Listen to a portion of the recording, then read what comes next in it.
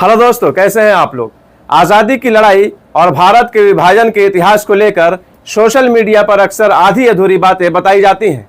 कभी कहा जाता है कि सिर्फ एक समुदाय ने देश के लिए कुर्बानियां दी और दूसरे समुदाय ने अंग्रेजों का साथ दिया, लेकिन इतिहास इतना सीधा नहीं है।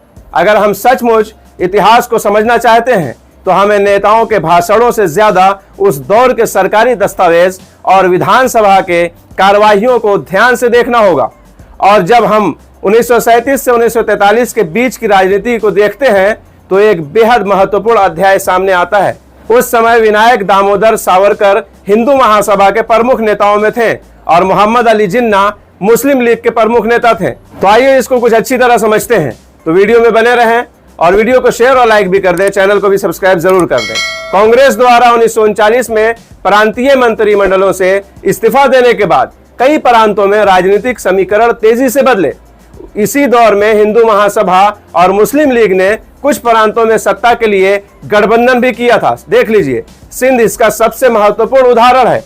सिंध में सर गुलाम हुसैन हिदायतुल्लाह के नेतृत्व वाली सरकार में हिंदू महासभा से जुड़े हिंदू नेता भी मंत्री रहे। बताइए, यानी जिन दो राजनीतिक संगठनों को आज एक दूसरे का बिल्कुल विपरीत बताया जाता है, उनके नेता उस दौर के प्रांतीय राजनीति में सत्ता साझा कर रहे थे।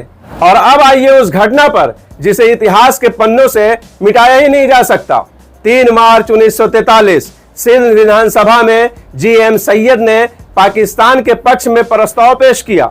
सिंध विधानसभा की उस समय की आधिकारिक कार्यवाही में इस प्रस्ताव पर हुई बहस, हिंदू सदस्यों का वॉकआउट और मतदान तक दर्ज है।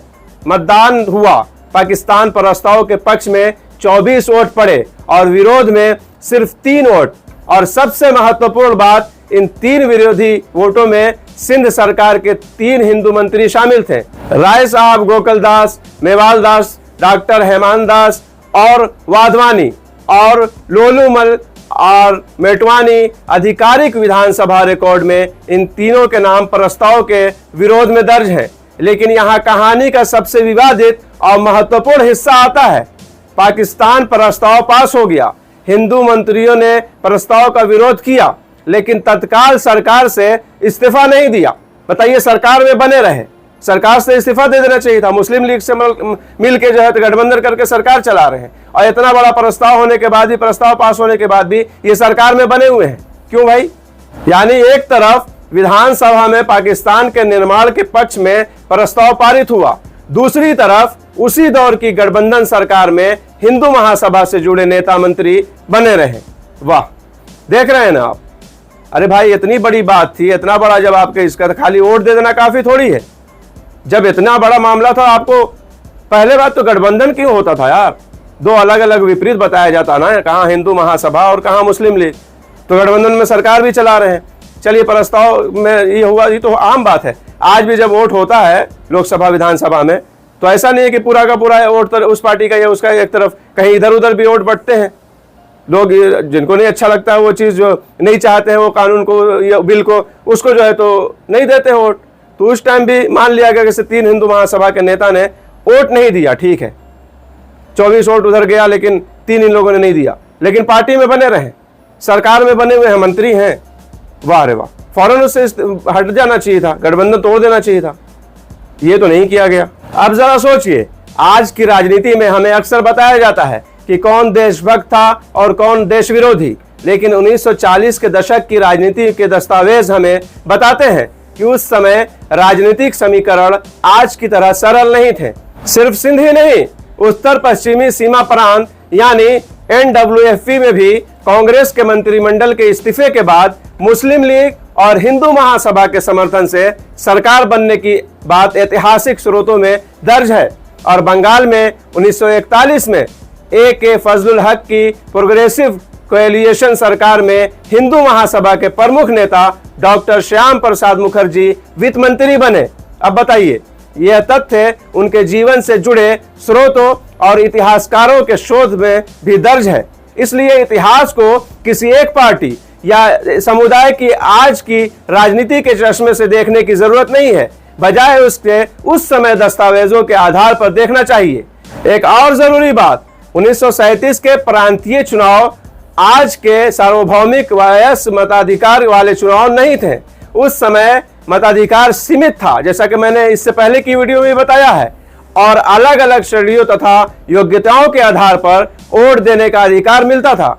इसलिए उस दौर की चुनावी राजनीति को आज के लोकतांत्रिक चुनावों से सीधे सीधे तुलना करना भी सही नहीं होगा।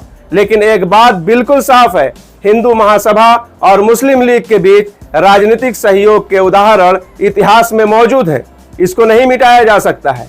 इन लोगों ने कई जगह पे कई प्रांतों में मिलकर सरकार चलाई है, और इतना बड़ा ही होने के बाद भी इन्होंने इस्तीफा नहीं दिया, उससे जो है तो गठबंधन नहीं तोड़ा। तो क्या बात करेंगे? अपने हिंदू महासभा की बात कीजिए कि पाकिस्तान के विभाजन जहां पास हो रहा है वहां पे ये मंत्री बने बैठे हैं, उस पार्टी के साथ गठबंधन में प्रांतीय सरकार चला रहे हैं। तो जैसा कि मैंने पहले की वीडियो में बताया है, ये बात कैसा, बयान कैसा बेतुका दे रहे हैं। मौलाना मोहम्मद अली जौहर को बोल रहे हैं कि आज़ादी के खिलाफ, सिर्फ विभाजन की भी बात नहीं, आज़ादी के खिलाफ बोल दिया। तो बहरहाल वो तो मैंने पिछली वीडियो में बता दिया। यहाँ इस वीडियो में मेरा एक ही मकसद था कि देखिए, पार्टी पॉलिटिक्स चीज़ ही ऐसी है ना, सिर्फ आज की बात नहीं है।